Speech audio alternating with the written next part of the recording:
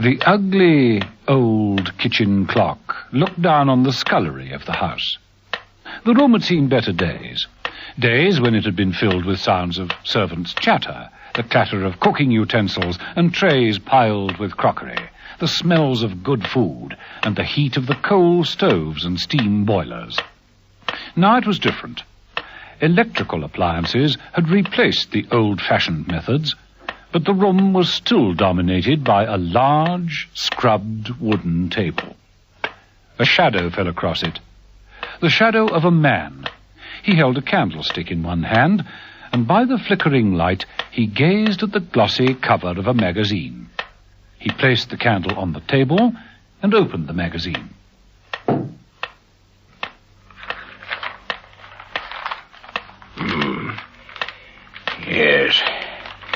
Yes, it's here somewhere. The man stopped at an article in the magazine and read, Better Bridge with Applied Mathematics by Mrs. Emma Peel. There, sure enough, was a photograph of Mrs. Peel. A very lush, full-page colour reproduction.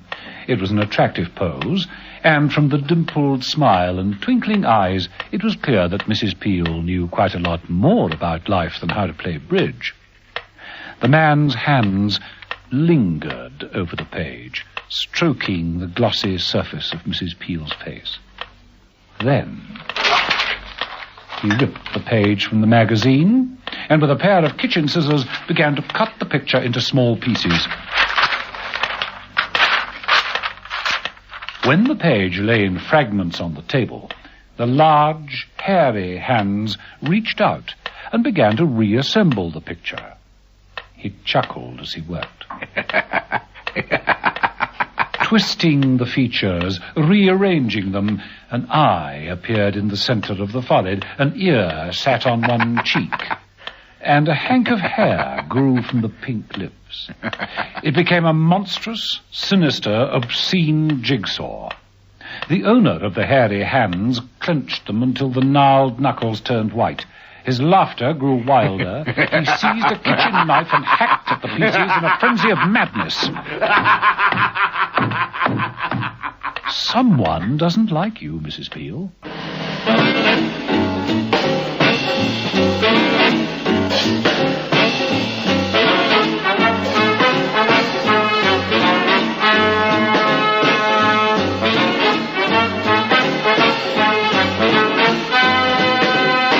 Episode 1 of this story, in which John Steed is forced to sit out the first round of the game, and Emma Peel suspects that somewhere in the background lurks a joker.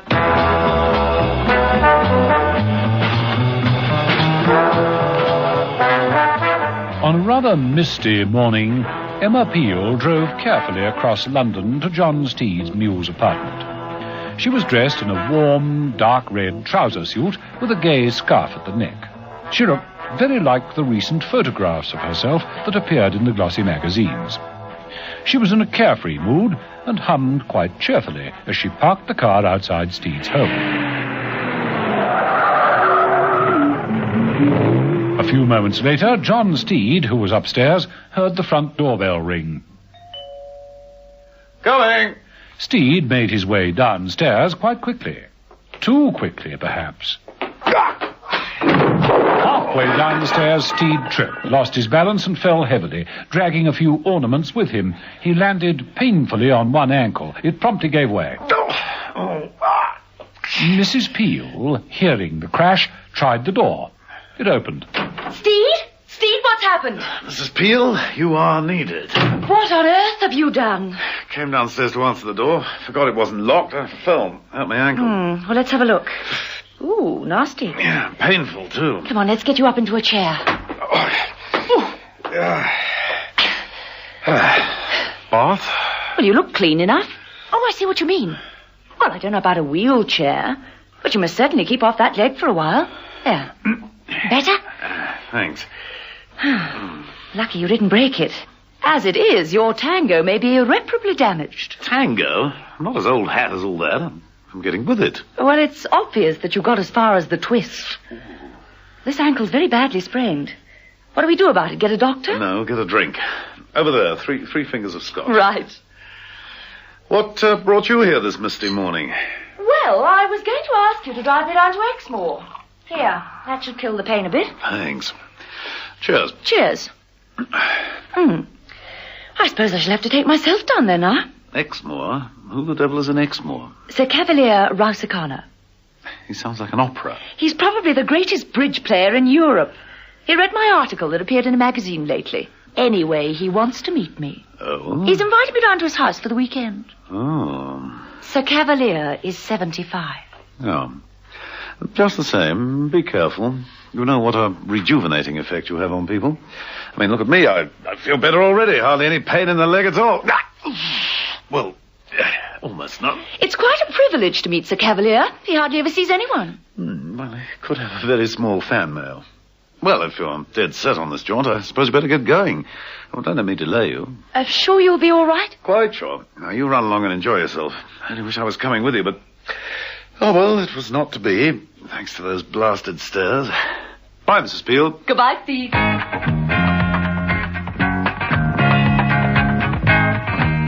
Mrs. Peel left. A short while later, she was driving through the cold English countryside, her scarf catching the breeze, a smile on her face. Could it be that she rather liked going without John Steed? Careful, Mrs. Peel, you may regret this newfound freedom. As for Steed, back in his apartment, he hobbled painfully across the room to the cigar humidor. He selected one, poured himself another brandy, lit the cigar, and was about to enjoy both when the doorbell rang again. Steed limped across the room, down the small passage, and opened the door. George Fancy. Hello, Steed. Oh, come in. Nice to see you. Go ahead, I'll have to hobble up from behind. Oh, what happened? You run into counter-espionage, tangled with the minions of a mastermind? Oh, something far more sinister. I fell down the stairs. My word, you weren't... Certainly not. But speaking of a drink, would like one? Well, thanks. Yes, just one. You wouldn't like to help yourself, would you? Just poured myself one. Yes, of course. I hope it's not inconvenient calling like this. Oh, it's a pleasure. As you see, I'm confined to barracks at the moment. Yes. Well, actually, I only called to warn you. Cheers. Cheers. Warn me of what? Remember Max Prendergast? Remember? It'd be impossible to forget him. He's out. Out? Of prison? Broke jail 2 days ago. 2 days ago? The French authorities didn't think to tell us until they realized he's heading this way. Steed, we're pretty sure he's here, in London. Max Prendergast. You know the kind of man he is, that mad, warped sense of humor? Oh, yes, I know. Of all people, I know. Steed, will you tell Mrs. Peel? Mrs. Peel? Well, she was more involved with Prendergast than anyone. She ought to be warned, don't you think? Yes. Yes, I do. I'll tell her on Monday. She'll be tucked away quite safely in the country for the next couple of days. I'll tell her on Monday. No point in spoiling her weekend. Max Prendergast, eh? I don't like the idea of him on the loose. Not one little bit.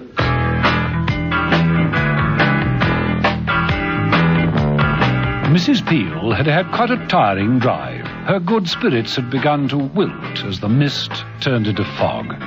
She lost her way a couple of times down the country lanes and was quite relieved when at last she found a sign pointing off the road which read Rouse Hall. She turned up the drive and minutes later parked the car. The house looked impressive, from what she could see of it. She ran up the steps, carrying her weekend case, and rang the doorbell. While she waited, she glanced around, peering out into the fog. She was quite unaware that in the laurel bushes, not more than a few yards away, a man was peering back at her. 2 large, hairy hands parted the branches, and then the door opened. Good afternoon. I'm Emma Peel. Hello. Sir Cavalier is expecting me. Yes, he told me. Do come in. That's if you want to. Well, that was the idea of coming down here. And with this fog. I love fogs. They're cozy. This way. The interior of the house was dim and shadowy. Heavy antique furniture filled the hall and the main rooms.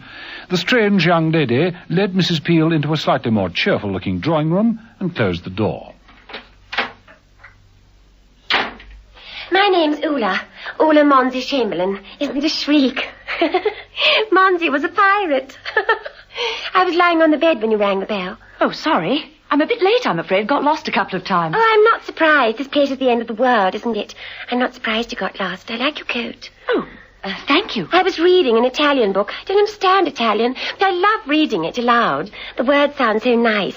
They roll off the tongue. Do you play bridge? Yes. I hate bridge. You're not a dentist, are you?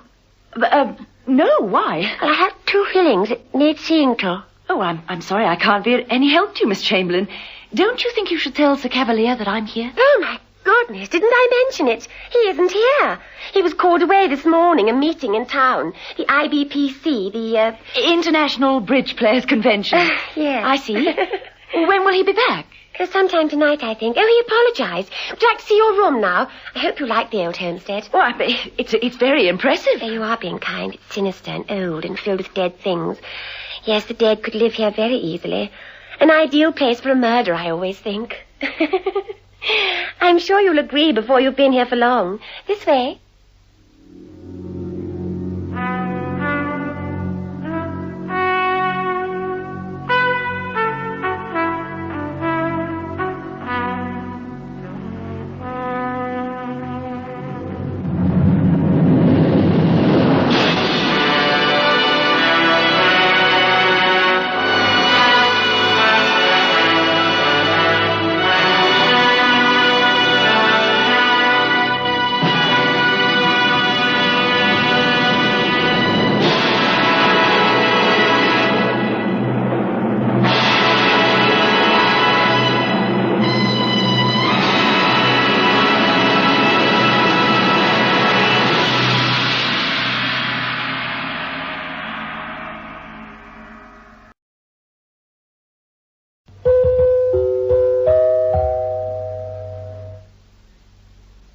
Now, Mrs. Peel looked at the strange young lady who rejoiced in the name of Ola Monsi Chamberlain. She was certainly very fey. Her mind often seemed to be elsewhere, and her conversation switched from one topic to another without any logical link in thought. Oh, I'm so sorry that Uncle had to go out. I hope you enjoy your stay here. The house is old and fusty. Did I tell you I'm having trouble with my teeth? Yes. Awfully good teeth, aren't they? White and straight. Extremely. You said uncle just now, so you are related. Oh, no, not really. I'm his ward. Mummy and he were awfully good friends. Mummy's dead now and he looks after me. Well, I look after him more. He's such an old dear. I mean, he's old, but not a bit stodgy. It's this way to your room. Yes, you see, Uncle really understands me. Oh, only for Sir Cavalier. A psychiatrist as well as a bridge player.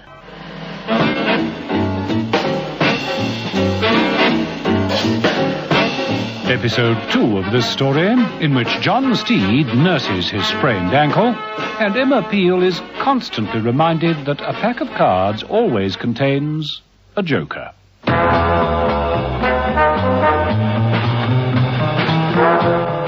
Mrs. Peel had been invited down to Sir Cavalier Rousicana's country home near Exmoor for the weekend. Sir Cavalier was a bridge champion, and he'd wanted to discuss Mrs. Peel's latest article on bridge and mathematics. Mrs. Peel had intended persuading John Steed to accompany her, but Steed had fallen downstairs and severely sprained an ankle.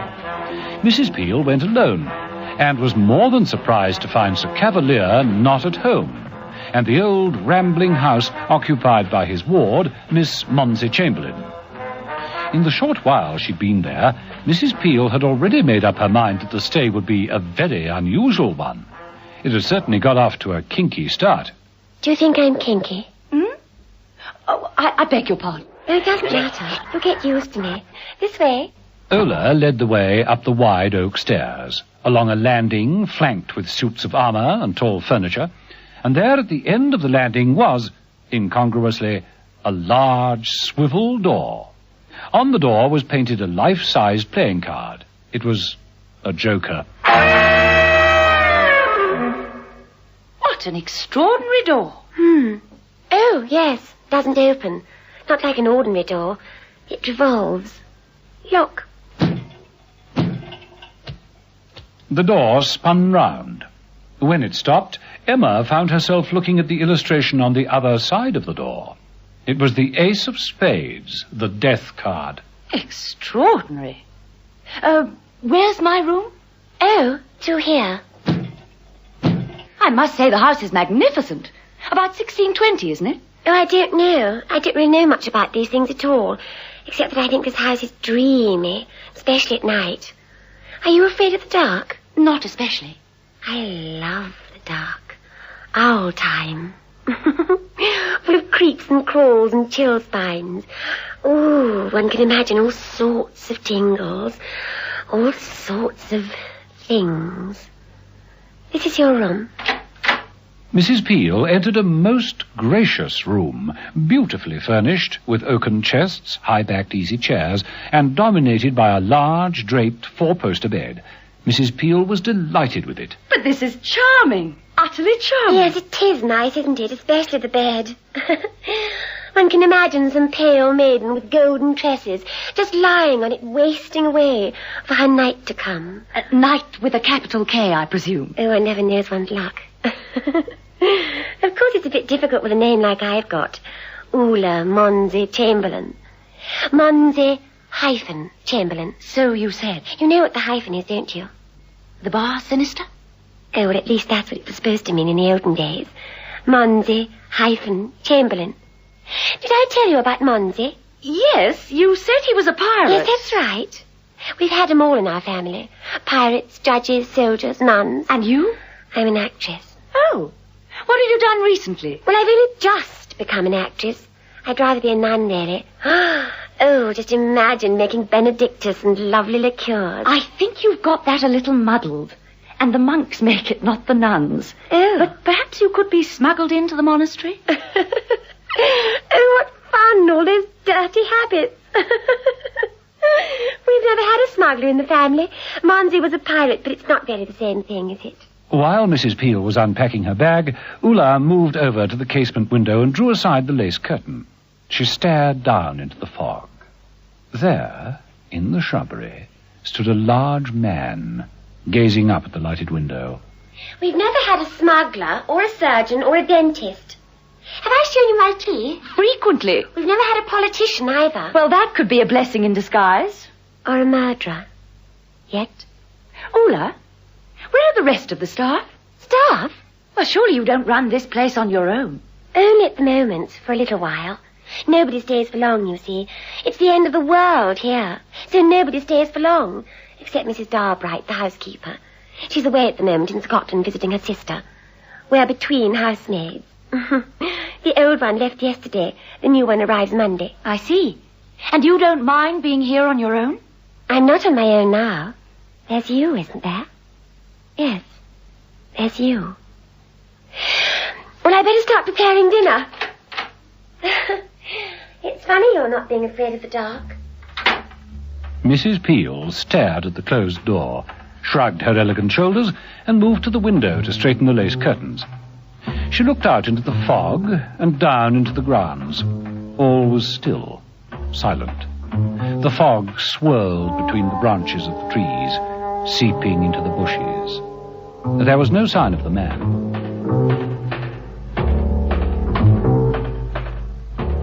Down in the kitchen, Ula moved to the refrigerator and took out a large, fat fish. She took it into the scullery and laid it on the huge, scrubbed wooden table. She glanced up at the clock. It ticked its message back at her. She smiled and moved to a rack of shining knives, selected one, tested its edge, and with a gesture that was more one of cruelty than any culinary act, plunged the blade into the fish's belly and prepared supper.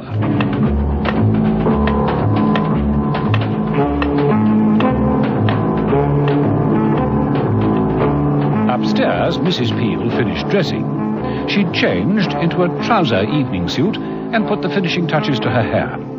She glanced round the room before leaving it and noticed for the first time a large oak chest in almost the shape of a coffin. Intrigued, she walked over to it and lifted the lid. She stared at the contents. It was filled with old gramophone records, all old 78s. Just at that moment, quite close at hand, the dinner gong rang out. Ula stood in the open doorway. Dinner's served. Dinner's always served at 8 in this house. It's the only thing Uncle Cavalier's really strict about. Ready? I'm quite ready. But shouldn't we wait for him? Oh, no, he's going to be late. He insisted that you go ahead without him. Oh. Anyway, it's ready. Come along. Ula led the way along the passage and through the revolving door. The Joker leered down at her. She looked back, and the ace of spades now guarded the way to the bedroom. As they walked downstairs to the dining room, Mrs. Peel said, How do you know your guardian's going to be late? What's that? Oh, do be careful of that bit of stair carpet. We don't want you falling down and breaking an ankle, do we? No. It can happen, you know, even to the most careful person. Yes, I know. Are you a careful person? Reasonably. You haven't answered my question. Did you ask one? How did you know Sir Cavalier is going to be late? Oh, he phoned me. As they moved from the stairs across the hall, Mrs. Peel noticed the telephone standing on a table. She was darned sure if it had rung while she was dressing, she would have heard it. She entered the dining room. Quite the loveliest room in the house. The table was long, with magnificent candelabra at both ends. Placemats lined either side of the table. They all depicted playing cards. At either end of the table, 2 places were set. The table mats were both jokers. Ula indicated one. If you'll sit here. Thank you. It's strange, playing cards on the table mats. Oh, they're very friendly. The eyes seem to stare at one alive. When I eat here alone, I play great scenes to them. Scenes full of desperate tragedy. I want to make the eyes weep. It's fish. Oh, the wine's red. Oh, dear, it's all I could find. The wine in the cellar is locked up, you see. Oh, doesn't your uncle trust you? No, it's not that. He always locks it up when he goes away for any length of... Oh, I just adore red wine, don't you? But it is fish. Oh, I don't mind. My palate's quite adaptable. Oh, that's all right, then. There's the bell if you want anything. Just ring and I'll come to you. Aren't you joining me? Oh, I'm on dart. Slimming. It's important for an actress to keep her figure. That place at the other end is for Uncle Cavalier when he gets back. Here's the fish. Oh, excuse me. Mrs. Peel sipped her wine and tasted the fish. Both were excellent. The telephone stopped. Mrs. Peel strained her ears to catch Ula's side of the conversation. She heard nothing. A few minutes later, Ula appeared in the dining room. She was dressed in warm, outdoor clothes. A friend of mine in the village has been taken ill. She wants me to go over straight away. Oh, then you must go, of Oh, course. dear, I don't want to leave you here alone. I mean, I feel a bit bad about it. I'll be perfectly all right. It's 5 miles, the village. Even if I cut across the field, I mean, it's a long way. Well, take my car. Here, the keys are in my handbag. There, I'll explain to your uncle what's happened. You won't like it here alone. At night. I'm not the nervous type. I'll probably curl up with a book. Oh, right you are. Ula took the keys Mrs. Peel offered, and turning up the collar of her large tweed coat, made for the door. I'll see you later, then. Oh, there was something else. You're all alone in this big house. Make sure you lock the door. A short while later, the front door slammed. Mrs. Peel continued with her meal. Upstairs, the revolving door, seemingly unaided, slowly swung round. The Joker was replaced by the death card. Watch it, Mrs. Peel.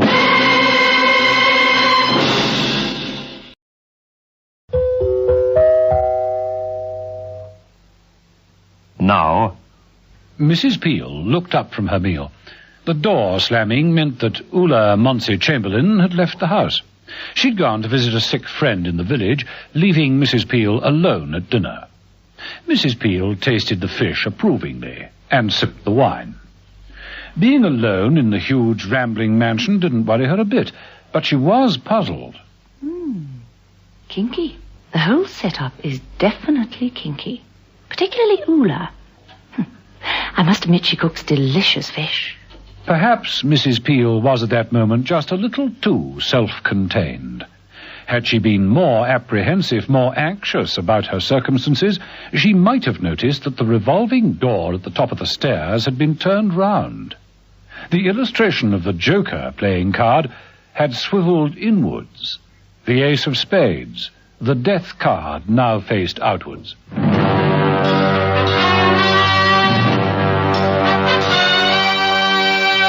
The Avengers.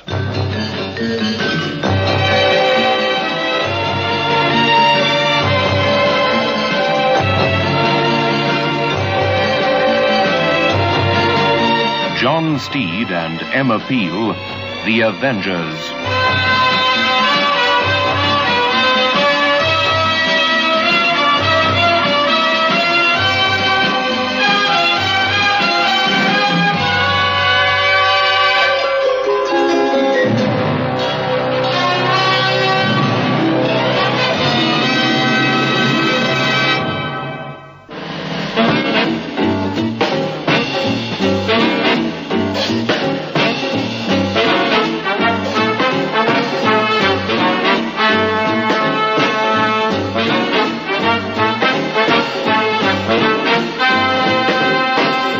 Episode 3 of this story, in which John Steed realizes that someone has played a rather vicious joke on him, and Emma Peel meets a strange young man who could be the Joker.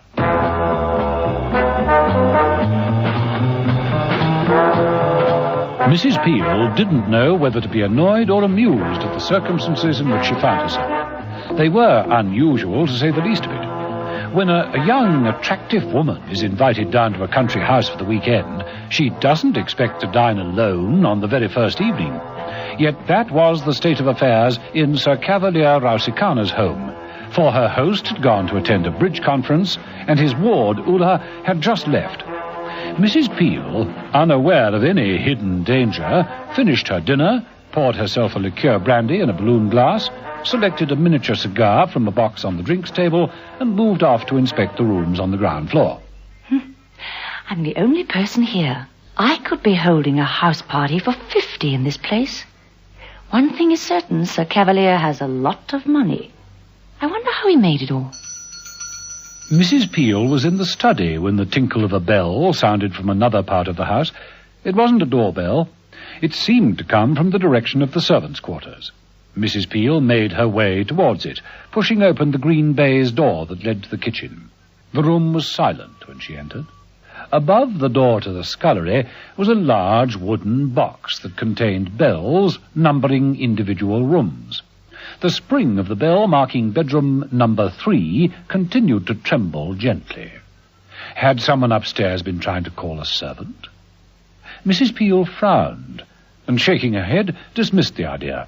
She walked through into the scullery. The loud ticking of the clock made her look across the room. Her attention was caught by something on the scrubbed wooden table. It was a knife, stuck upright into the surface.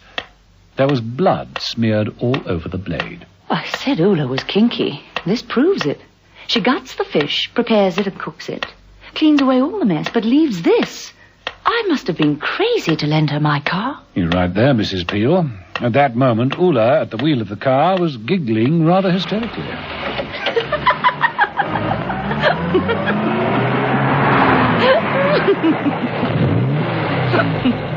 Ulla was making no real attempt to leave the driveway. She could hardly see in the thick fog. Eventually, she parked the car, got out, and started to walk back in the direction of the house, still giggling. Kinky.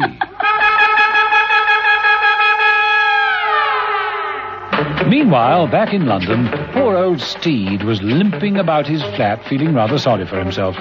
He made coffee in his kitchen and was carrying it through when the sugar basin containing the lump sugar fell from the tray. What the devil with it? The sugar basin fell near the stairs. The lumps of sugar scattered over the bottom steps. As Steed bent down to retrieve them, a glint of metal caught his eye. What the devil is this? Small metal box? How did that get there, fixed into the side of the stairs? Steed pulled the device free from its place of concealment and examined it. He touched the spring at the side, and a length of fine tripwire shot out. Booby trap. Stretched across the stairs, it's guaranteed to trip up anyone coming down. The moment the wire's touched, it withdraws immediately. So that's how I nearly broke an ankle. Steed hobbled across to the telephone and made a call. George Fancy answered quite promptly. George Fancy speaking. George, Steed here. Ah, Steed. How's the ankle? Much the same, thanks. George, it's not April the 1st, is it? What's that? It's not All Fool's Day. Well, of course it isn't. Yes, I thought not. Steed, are you delirious or something? My fall down the stairs. It wasn't an accident. Someone fixed a tripwire on the steps. Somebody playing a joke on me. Now, look here, Steed. You don't mean it, surely? I most certainly do. Strange you should call with that little warning about Max Prendergast being in London, isn't it? Steed, you don't think... what about Mrs. Peel? Yeah, that's the reason for this call. Look, I want the address and all the information you can muster on Sir Cavalier Rousicana. Who? Sir Cavalier Rousicana. He's a bridge champion, lives on Exmoor somewhere. Now get everything you can on him immediately and phone me back, will you? Yes, of course. But Mrs. Peel... Is visiting him. Now, I must get down to her before some joker gets hold of her, too. You understand?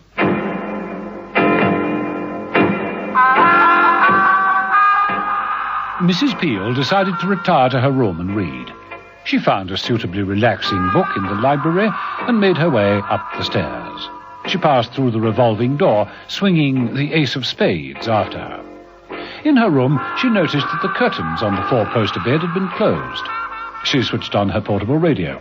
A further drop in subsidies to counteract the recent potato glut. That concludes the news headlines, and now here is a summary of the weather. Oh, dear. Widespread fog is reported tonight in the outlying districts of West and Southwest England. This is particularly dense in and around Exmoor, where the visibility is down to nil. Oh, best place bed. Oh. Mrs. Peel moved over and opened the lid of the coffin-shaped chest. Now, what are all these old 78s? What's this one? Mademoiselle. And this? The same. They're all the same. How very, very odd. Mrs. Peel moved to the bed and drew aside the heavy curtains. Oh, a large teddy bear. Ola upped her tricks again. Oh, that's really a hot water bottle. Well, that could come in handy if... Mrs. Peel broke off in the middle of her thoughts when she heard a strange creaking noise from somewhere in the house. She moved to the bedroom door and opened it. The noise was louder. It sounded like a rocking chair moving, coming from a room at the far end of the corridor. Mrs. Peel walked stealthily towards the far door and threw it open quite suddenly, feeling for the light switch. Nothing. But the rocking chair, it's still moving. The furniture appeared to be covered in dust sheets. Mrs. Peel was about to uncover them when the front doorbell rang. Without switching off the light, she ran from the room, along the corridor, through the playing card door, and down the stairs. The bell rang again, more impatiently this time. The fog swirled in through the open doorway. Out of it loomed the shape of a man, a young man. He looked a very odd young man. Yes? Yes, what is it? What do you want? Don't you recognize me? No. Should I? No. I'm traveling incognito. It's foggy and damp, and standing there in the doorway, you'll get cold. Look, would you mind telling me who you are and what you want? I could be the Baron von Dufy, looking for a new stately home. I might buy this place. Cash. The entire grounds, fabric and all. It's not for sale. You doubt me. But it could be true, couldn't it? You don't know for a fact that I'm not the Baron von Dufy? I neither know nor care. Do you know what time it is? Sorry. It's the jalopy, my car. Over there, down the drive. Ran out of petrol. Well, why didn't you say so in the first place? I can't see a car. You wouldn't in this fog, would you? But it's there. It's your phone I'm after. Big property deal. I want to buy land here, you see. I also want a gallon of petrol, or I have to walk home. My feet would get sore. Do you have a phone? Yes, there's a phone. Come in. You all alone in this great big house? The phone is there on the table. Thanks. Don't mention it. Why are you staring at me like that? I don't like being stared at. We, Baron von Dufys, are human, you know. The strange young man walked over to the telephone. Emma studied him. He was tall, with long, lank hair, an inscrutable face, and a nasty habit of clicking the fingers of his right hand together for no reason. The left hand was covered with a black leather glove. He paused as he was about to lift the receiver and said, Plastic surgery. That's why you didn't recognize me. Plastic surgery. Had my face fixed. Amazing what they can do nowadays. Will you please make your call? Incidentally, I'm not the Baron von Dufy. He's a much smaller man. Also, he's dead. If you don't make that call... All right. I'll make the call. This is like a movie situation, isn't it?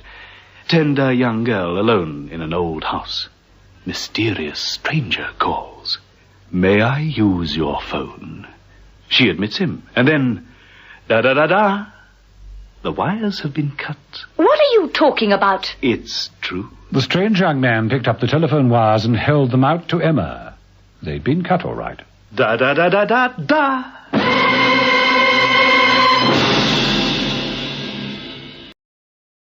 Now... It's like a movie situation, isn't it? What are you talking about? A tender young girl is alone in an old house. A mysterious stranger calls, May I use your telephone? He asks, she admits him, and then, when he walks across to the telephone, he finds, da-da-da-da-da, the wires have been cut. What the devil are you raving about? Now look here, make that call and get out. I can't, look. The telephone. Da-da-da-da-da. The strange young man who had lifted the receiver replaced it and pulled on the telephone cord. He waved the ends at Mrs. Peel. It had been cut all right.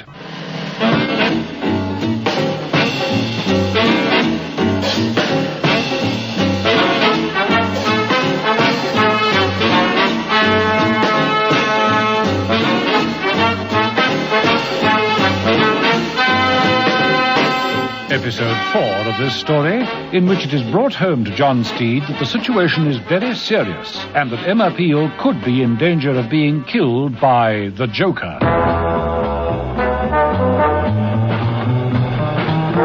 The weekend down at Sir Cavalier Rousicana's country home had started very mysteriously and had become more sinister with every hour that passed.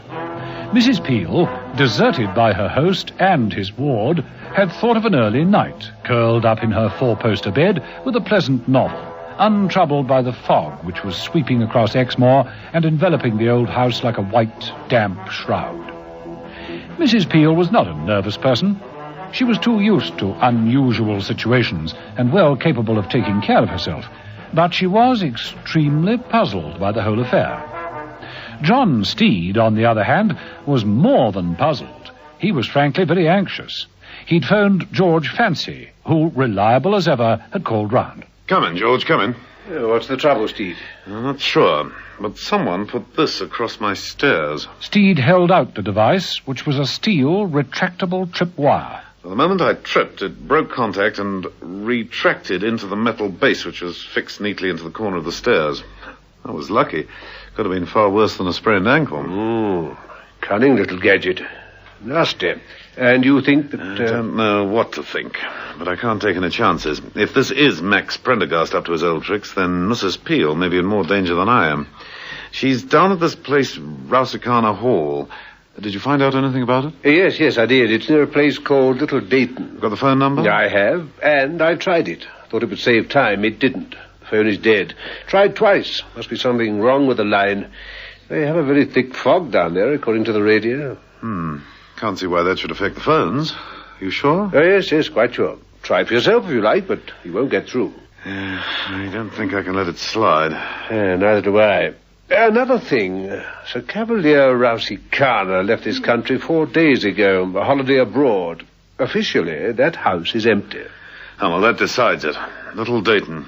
That's the other side of Exmoor, isn't it? Yes. It'll take us some time to get there. If we get there. This fog. Thicker than a pea soup in that area. We may not get through. We've got to get through. Oh, blast this ankle. I think I can drive the car. No, don't worry about that. I'll do it. Come on, I'll give you a hand with your hat and coat. George Fancy walked across to the hall stand. He picked up Steed's thick overcoat and bowler hat. As he did so, a card fluttered to the floor. What the devil is that? Playing card? How very odd. Must have been inside your bowler. A joker. Let me see that. Here. Out! What's wrong? Cut myself. Oh, look. There's a razor blade on the back of the card, stuck on with transparent tape. Edge just level with the side of the card. Darn fool thing for anyone to... George? Steed, George, what is it?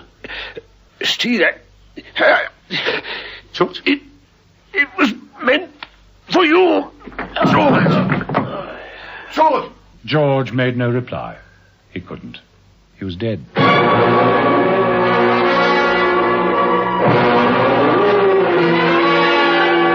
The fog grew worse. It wrapped around the old house at Little Dayton, pressing white and clammy against the casement windows. Emma Peel watched the strange young man, as in the scullery he hunted through the drawers for something with which to repair the telephone connection. Any luck? Nothing. Not even a pair of pliers. Wire pliers. That's what you need to fix that phone. And I've tried the extension upstairs, too. That's also out of order. Out of order? I wouldn't call cut wires out of order. More likely deliberately disabled. But that's ridiculous. I mean, why and who? You? You're out of your mind. Now, why? To keep me here? Just why would I want to do that? Oh, I've got vitality, charm. You've got an over-vivid imagination. I don't think you're at all vital. And to me, you're utterly devoid of charm. The only thing I find at all interesting about you is your ability to lie. Why did you come here? I told you. Ran out of petrol. This house is a good half a mile off the road. Why come here? I saw the lights. Thought the petrol would just about last out and I'd be able to phone. What lights? There were very few on. You can't see the house from the road in this fog. It would be impossible. All right. I knew the house was here. Who were you coming to see? No one. I told you I'm interested in property. It's my business. Stately homes and all that sort of thing. The Baron von Dufy... is dead.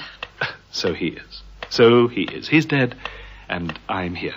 Alone in this great big house with you. I'm not alone. Oh, come on now. You can't tell me there's someone hidden. I shan't be alone for long, anyway. Sir Cavalier, the owner of this house, is due back at any moment. In this fog? He'll never make it. No one will. And his ward, Ulla, only went to the village. She'll be back soon. Ulla? She's dead. Like the Baron Dufy. Dead. I killed her. The strange young man picked up the bloodied knife that was stuck in the table. He flourished it at Mrs. Peel. Take a look in the garden. That's Ulla, all over. You see, I said I was travelling incognito, didn't I? It's a fact. I'm really Jack the Ripper. Mrs. Peel looked at him calmly and coldly. You could be anybody. I only know one thing. You're a bore. It's late. I'm tired. I want to go to bed. In that case, would you like me to tuck you up? The young man put down the knife and stretched an arm round Mrs. Peel's waist. Mistake. No one does that, unless I want them to. Come on. Mrs. Peel frog-marched the strange young man out of the scullery, through the kitchen and into the hall. Hey, now look here. Out. I've had enough of your nonsense. You're really throwing me out? I'm really throwing you out. On a night like this? What's the matter, baby? Are you scared? Out. Look, I feel safer back here. It's dreadful outside. Look at the fog. Mark you, this place is too creepy. You can tell the owner it's not grand enough for my retinue. Out! All right. I know when I'm not wanted. Oh, by the way, I take it back. About you being alone, I mean. I don't think you are alone in the house. Don't believe me? Then take a look at the dining room. Bye.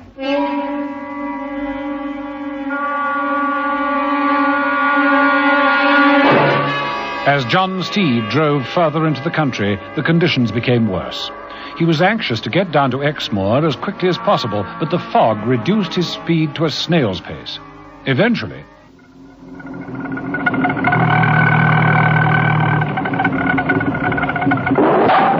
The devil? Mashed into something. That's all I need. Oh, well, here goes. Steed crawled from the car, groped his way to the bonnet, to find that the car radiator was hard up against a signpost. Steed, who was carrying a torch, shone the beam upwards and read, "From this vantage point you have a breathtaking view of 4 counties." I'll settle for a hand in front of my face. Steed limped back to the car with not the foggiest idea of where he was.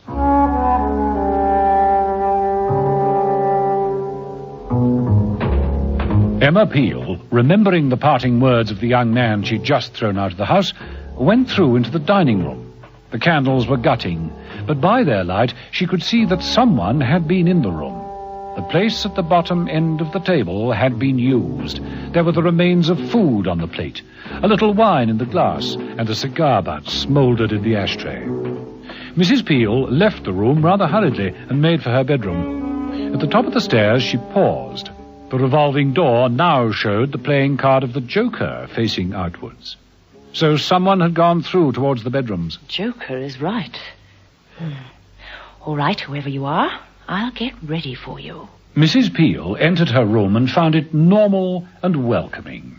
She crossed to her suitcase and opened it, taking out a revolver. Fire first, ask questions later. I'm ready.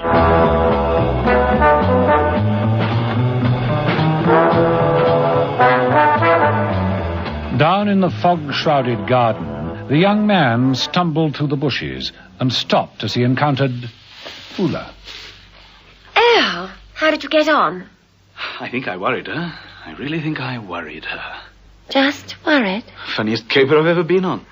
Why try to scare her to death? I've told you it's a joke, a practical joke. Well, take my word for it, that one doesn't scare easily.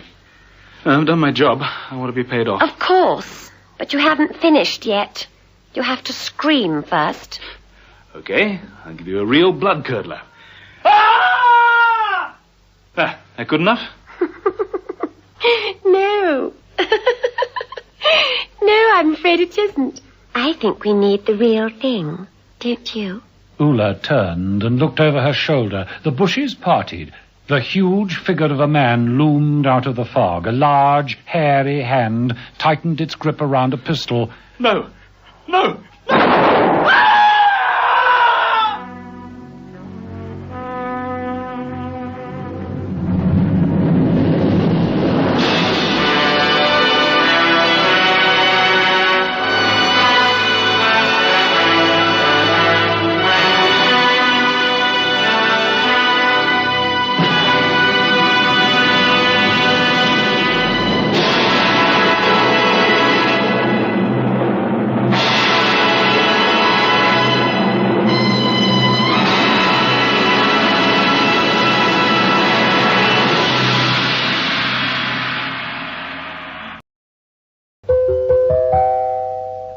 Now, in the fog-shrouded grounds of Sir Cavalier Rousicana's estate. Ah, there you are. How did you get on? I really think I worried her, Ula. I really worried her. Just worried? Funniest caper I've ever been on. Why try and scare her to death? I've told you it's a joke. A practical joke. Well, take my word for it, that woman in the house doesn't scare easily. Look, I've done my job. I want to be paid off. Of course, but you haven't finished yet. You have to scream. You haven't given us the scream. Okay, I'll give you a real blood curdler. Ah! Good enough? No, I'm afraid it isn't. I think we need the real thing. Don't you? Ula turned her head slightly and looked over one shoulder. The bushes parted, and a huge figure of a man loomed out of the fog. A large, hairy hand tightened its grip round a pistol. No! No!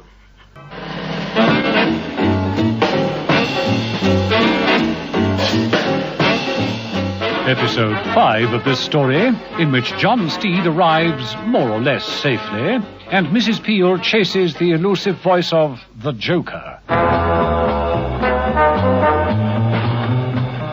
George Fancy was dead, killed by a poisoned razor blade hidden at the back of a playing card. The playing card was a Joker.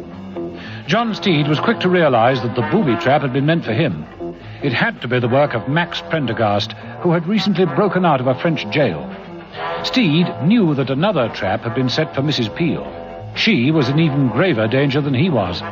Invited down to the country home of Sir Cavalier Rousicana, Mrs. Peel had found the whole setup more than strange.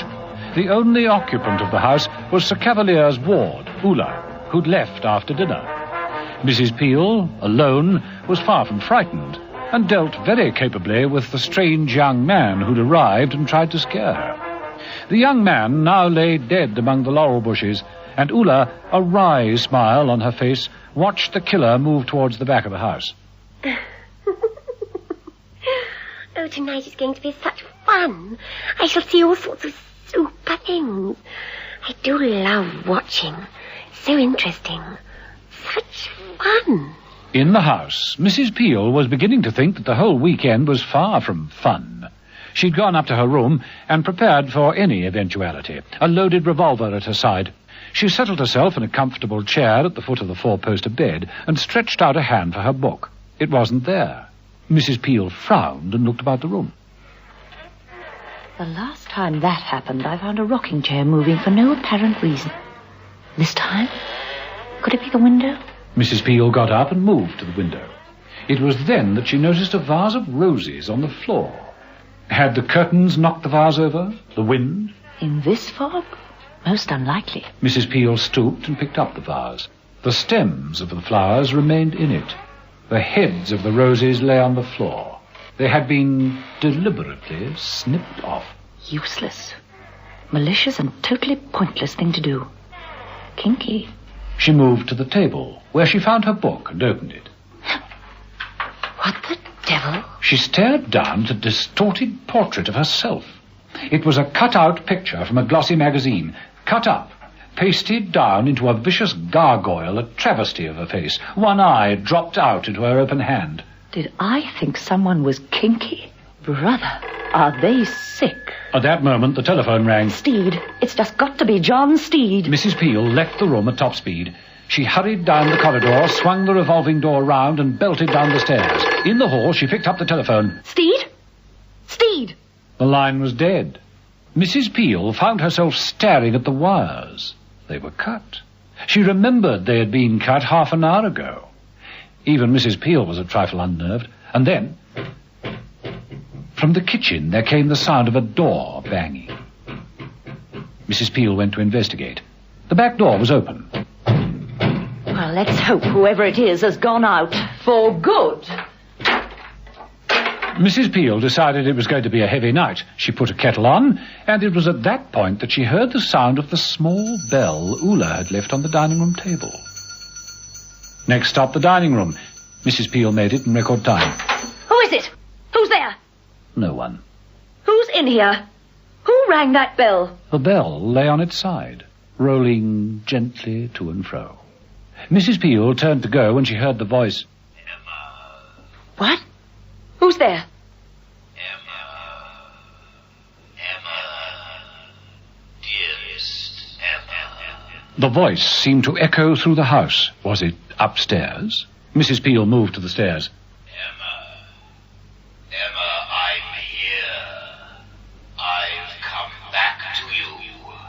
Emma. Mrs. Peel moved up the stairs. At the top, the revolving card door showed not the Joker as she'd left it, but the death card. Someone is playing Joker.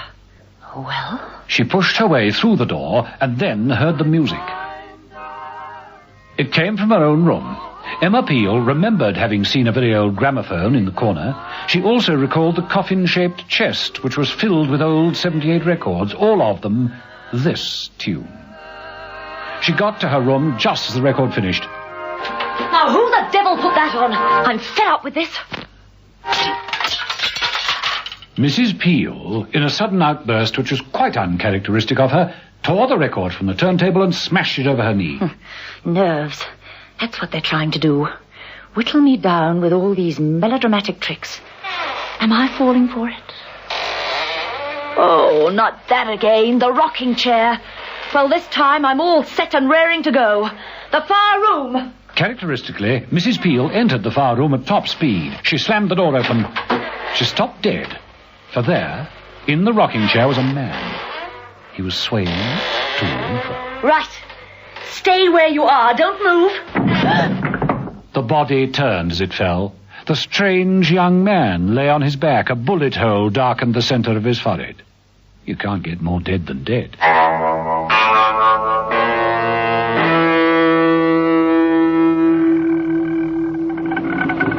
John Steed, intent on getting to Mrs. Peel as swiftly as possible, was crawling his way through the fog.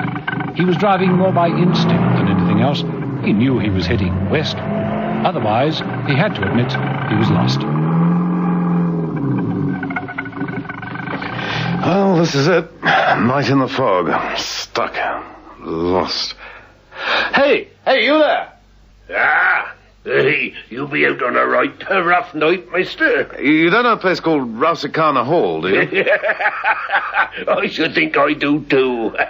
Well, that's where I'm heading. How much further? You be turning into the driveway right this minute, mister. It be there under your very nose, and you can't be seeing it. What do you mean this is it? Yeah, that's right.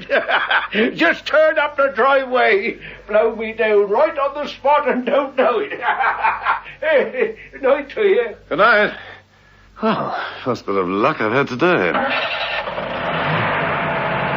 The luck didn't last all that long. Now what? It was Emma Peel's car. Ula had left it carelessly parked halfway across the drive. Steed groped his way forward and recognized the car. Mrs. Peel! Mrs. Peel! Steed's voice seemed to echo through the heavy fog. Clutching his stick, he limped up the driveway. Best foot forward, Steed. The other one's not much good.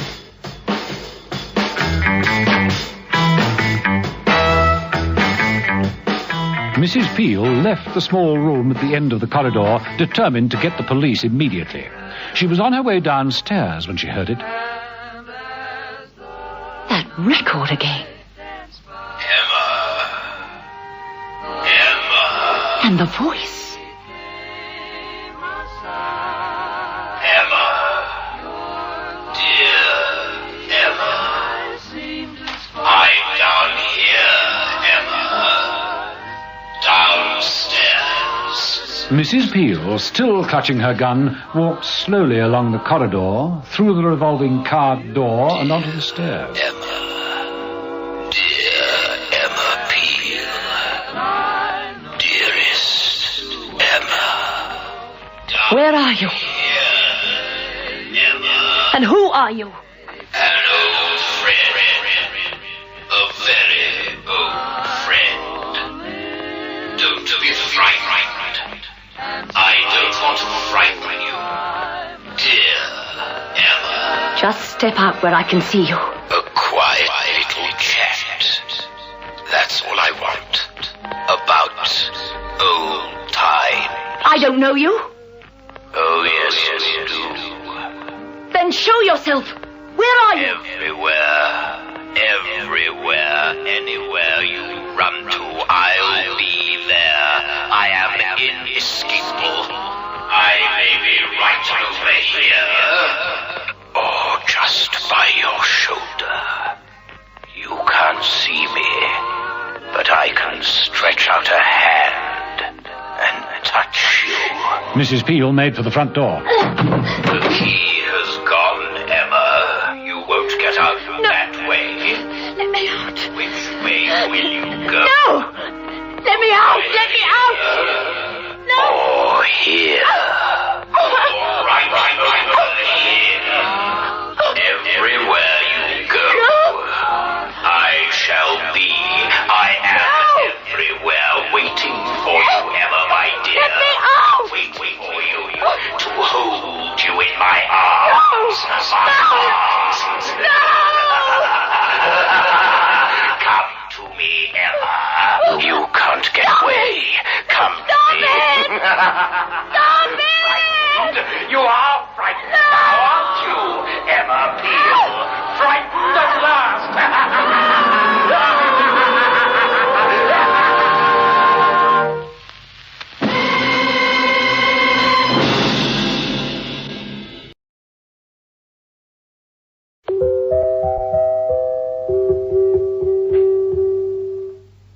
Now, The key has gone, Emma. You won't get out that way. Let me out. Which way will you go? No! Let me out! Let me out! Oh, here. Right here. Everywhere you go. I shall be. I am everywhere waiting for you, Emma, my dear. Let me out! Waiting for you to hold you in my arms. Come to me, Emma. You can't get away. Come You are frightened now, aren't you, Emma Peel? Frightened at last.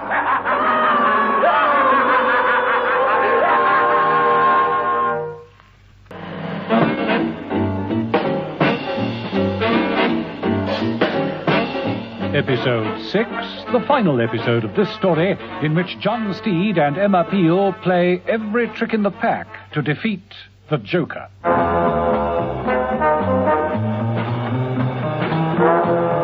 John Steed, more by luck than judgment, had stumbled across the entrance to Rouse Hall. He knew he was at the right place when he crashed into Emma Peel's car in the fog. Ulla had left it parked across the driveway. Steed had to walk up to the old house. He limped his way along painfully and slowly. In the house, Mrs. Peel found herself trapped.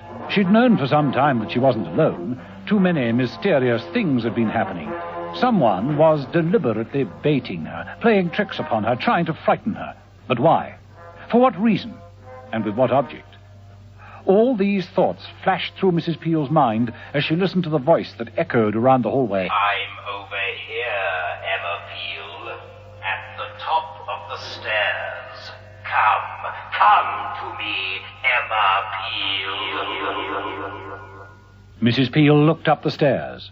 The revolving door was slowly moving. The Joker turned inwards. Facing her was the death card. Mrs. Peel shot up the stairs at top speed and swung the door round. Where are you? Come on. Come out and face me. I'm not the frightened, lily-livered one. I don't hide behind voices. Where are you? Here, Emma. What? Mrs. Peel swung round. There was no one there, just the grinning face of the Joker on the door. Try your bedroom.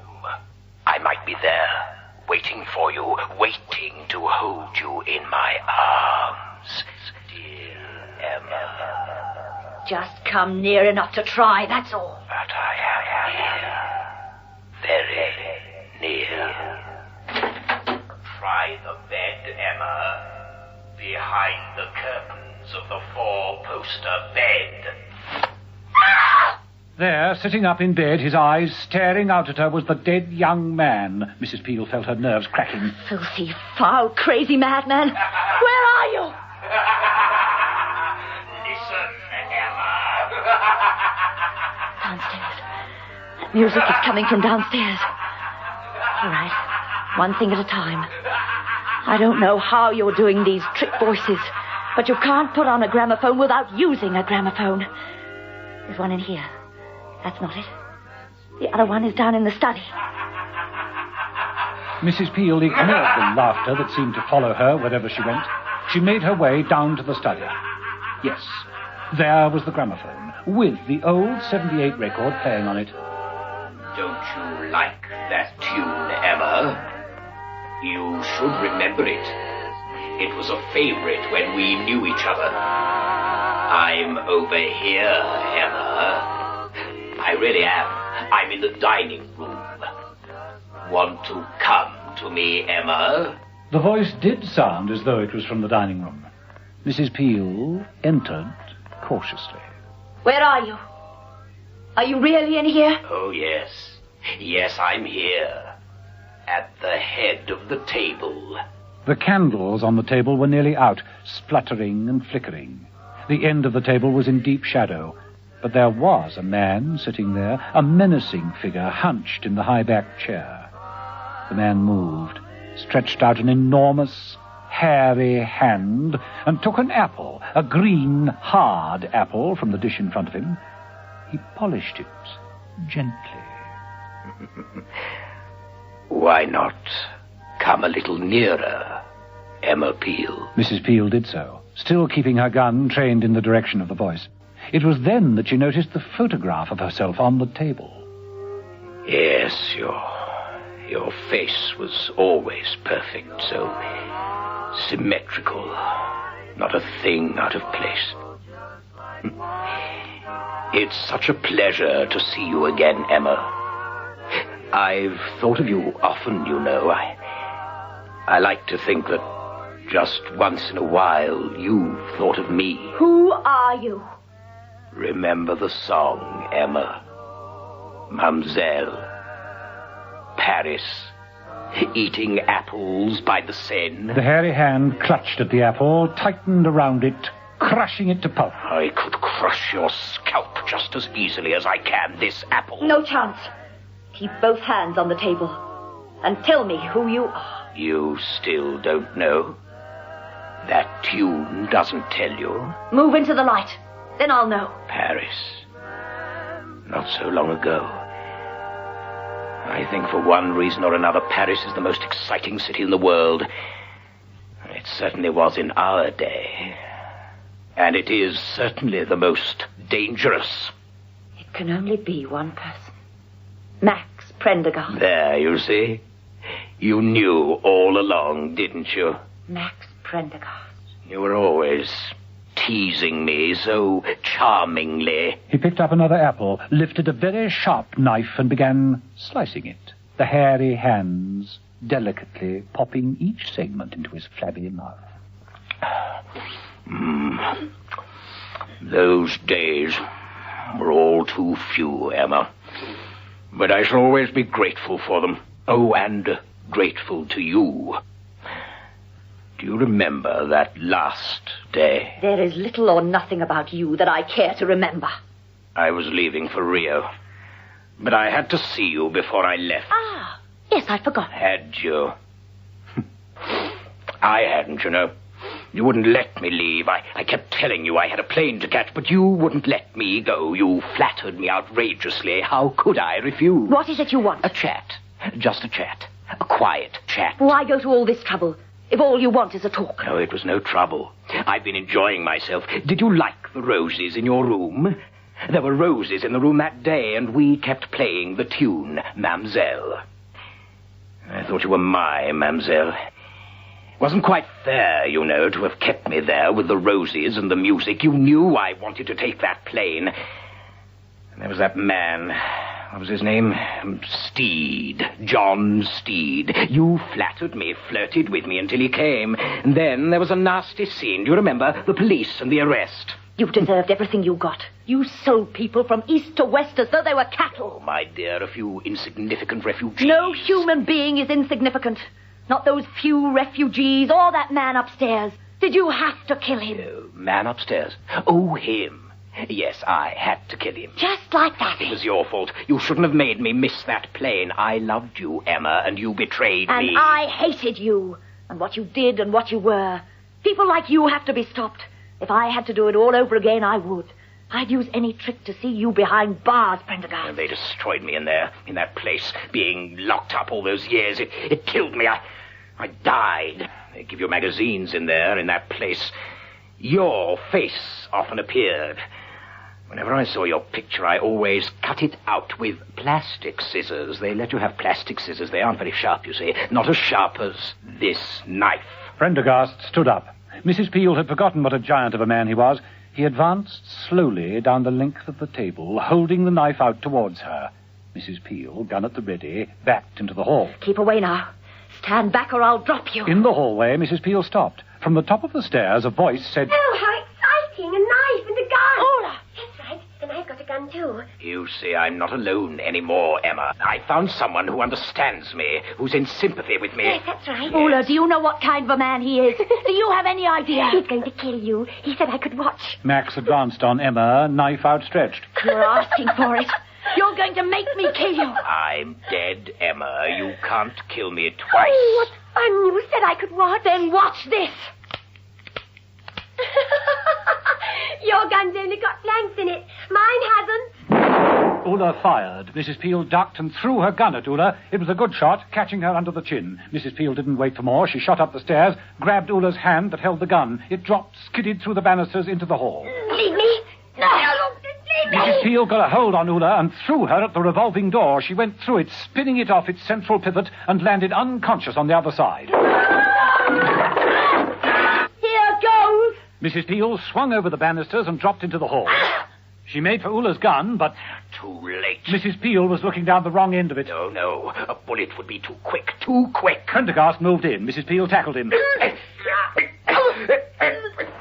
In the struggle, the candelabra was knocked over. Mrs. Peel found the hairy hands grasping her throat, squeezing. My mamselle. Die, my mamselle. That lovely face, let me cut it, as I get so many photographs. Now! Prendergast had the strength of a madman. Mrs. Peel's eyes glazed as the pressure on her throat increased. The knife! The knife! Prendergast forced Mrs. Peel to her knees. He bent over her to deliver the coup de grace. Then it seemed as though the roof fell in. Spot of bother, Mrs. Peel? Just a little, Steve. I must say you play your cards at the right time. That's Max Prendergast. He escaped from jail. Not for long. Thought I'd give you a lift home. That is, unless you want to stay for the rest of the weekend. You've just got to be joking, Steed. Oh, I'm no joker. He is. There's one in every pack, you know. Well, fog's lifting. Want to go home, Mrs. Peel?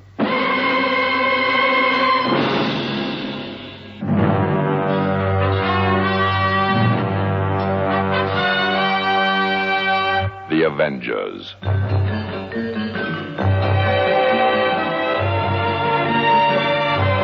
Listen every evening, Monday to Friday, to John Steed and Emma Peel, The Avengers.